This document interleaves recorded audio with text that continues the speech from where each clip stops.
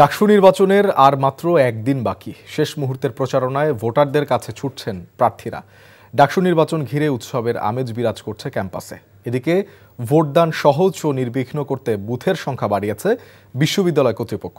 রোববার সকাল থেকে ভোটার প্রার্থীদের প্রচারণায় উৎসবের আমেজ ঢাকা বিশ্ববিদ্যালয় ক্যাম্পাসে। মঙ্গলবার ভোট, শেষ মুহূর্তে ভোট চেয়ে ভোটারদের কাছে ছুটছেন প্রার্থীরা। আজ রাত 11টা পর্যন্ত প্রচারণা চালাতে পারবেন প্রার্থীরা। রাত 11টার পর থেকে প্রচারণা চালানো নিষেধ। কেউ ব্যক্তিগতভাবে, আবার অনেকেই দলবদ্ধ হয়ে নিজ নিজ প্যানেলের পক্ষে ভোট চাইছেন। এদিকে শনিবার রাতে চিফ রিটার্নিং অফিসার অধ্যাপক ডক্টর মোহাম্মদ জসিমউদ্দিন সংবাদ বিজ্ঞপ্তিতে জানান, আগের সিদ্ধান্ত অনুযায়ী কেন্দ্রের সংখ্যা 8টি থাকবে। তবে বুথের সংখ্যা প্রথমে 500 থেকে 710 নির্ধারণের পর তা বাড়িয়ে 810 করা হয়েছে। চিফ রিটার্নিং অফিসার জানান, এই বুথ ব্যবস্থাপনায় সকল ভোটার একসঙ্গে উপস্থিত হলেও এবং একজন ভোটার গড়ে 10 মিনিট সময় নিলেও বিকেল 4টার মধ্যে ভোটদান কার্যক্রম নির্বিঘ্নে শেষ করা সম্ভব হবে। ভোটের দিন শিক্ষার্থীদের যাতায়াতের সুবিধার্থে অতিরিক্ত বাস চলাচলের ব্যবস্থাও নেওয়া হয়েছে।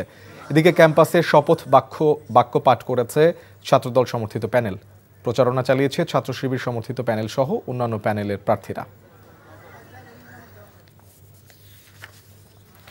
এই মুহূর্তে ঢাকা বিশ্ববিদ্যালয় ক্যাম্পাসে আছেন সহকর্মী আরাফাত ইসলাম। তিনি ডাকসু প্রার্থীদের প্রচারণার খোঁজ খবর করছেন। আরাফাত, শেষ দিনের প্রচারণা কেমন দেখছেন আর কি তথ্য আছে আপনার কাছে? কয়েক ঘন্টার অপেক্ষা, তারপরে আনুষ্ঠানিকভাবে শেষ হচ্ছে ঢাকা বিশ্ববিদ্যালয় কেন্দ্রীয় ছাত্র সংসদ ডাকসু ও হল সংসদ নির্বাচনের প্রচারণা। এবং শেষ দিনের প্রচারণায় কিন্তু আমরা ব্যাপক উৎসাহ উদ্দীপনা দেখতে পেয়েছি এবং জমজমাট প্রচারণা চলছে এক কথায় বলা যেতে পারে। যেহেতু গত দুদিন ছুটি ছিল, ছুটির পর ক্যাম্পাসে শিক্ষার্থীদের পদচারণায় মুখর হয়ে উঠেছে। এবং সকালে থেকে আমরা যেটি দেখতে পেয়েছি, সকালের দিকে আমাদের সাংবাদিকদের সঙ্গে কথা হয়েছে ছাত্র শিবির সমর্থিত প্যানেলের ভিপি প্রার্থী সাদিক কায়েম। তিনি যেমনটি বলছিলেন যে তারা বেশ কিছু কারণে লিখিত অভিযোগ দিয়েছিলেন নির্বাচন কমিশন বরাবর, তবে এখনও তাদের সেই অভিযোগের প্রেক্ষিতে সেগুলোর ব্যবস্থা নেওয়া হয়নি। এবং তিনি আরও কিছু অভিযোগ করছিলেন যে একটি বিশেষ দলকে সুবিধা দিচ্ছেন হলের প্রবোধসহ অন্যান্যরা। এ বিষয়ে তিনি সবার সহযোগিতা কামনা করেছেন। যদিও তিনি সুষ্ঠু নির্বাচন বিষয়ে শঙ্কা প্রকাশ করেছেন, তবে তিনি জয়ের ব্যাপারে শতভাগ আশাবাদী।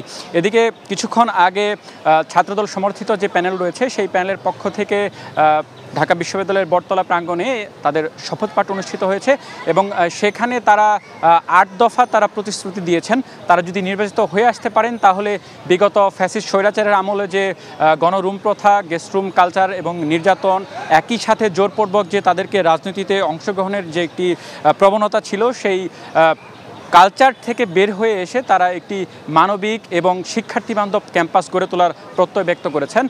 এর পাশাপাশি দুপুরের দিকে ঢাকা বিশ্ববিদ্যালয়ের যে নেটওয়ার্ক রয়েছে, শিক্ষক নেটওয়ার্ক, সেই শিক্ষক নেটওয়ার্ক তারা এখানে পর্যবেক্ষক হিসেবে কাজ করছে। বিগত 2019 সালের ডাকসু নির্বাচনেও তারা পর্যবেক্ষক হিসেবে কাজ করেছে। তারা নির্বাচন কমিশন বরাবর প্রায় 10টি সুপারিশ বা প্রস্তাবনা দিয়েছেন, যাতে করে একটি সুন্দর, সুষ্ঠু এবং নিরপেক্ষ নির্বাচন অনুষ্ঠিত হয়। এবং শিক্ষার্থীদের সাথে আমরা কথা বলেছি, তারা যেমনটি বলছেন, তারা চাচ্ছে আগামী দিনে লেজুর ভিত্তিক যে ছাত্র রাজনীতি, সেই ছাত্র রাজনীতি যাতে ঢাকা বিশ্ববিদ্যালয়ের ফিরে না আসে, এমন প্রার্থী তারা বেছে নেবেন এবং যারা নির্বাচিত হয়ে আসবেন তারা ঢাকা বিশ্ববিদ্যালয়ে শিক্ষার্থী বান্ধব একটি পরিবেশ তৈরি করবেন, এমনটাই প্রত্যাশা সাধারণ শিক্ষার্থী থেকে শুরু করে ভোটারদের। তো এখন পর্যন্ত এই ছিল আমার কাছে সবশেষ ডাকসু নির্বাচনের প্রচারণার তথ্য। শোভন। দর্শক, আমরা জানছিলাম ডাকসু নির্বাচনের প্রচারণার খবর। বান্ডেল থাকলে প্রতি সেনমানিতে টাকা বাঁচবে। বিকাশ সেনমানি বান্ডেল কিনে জিতুন প্রতি লেনদেনে।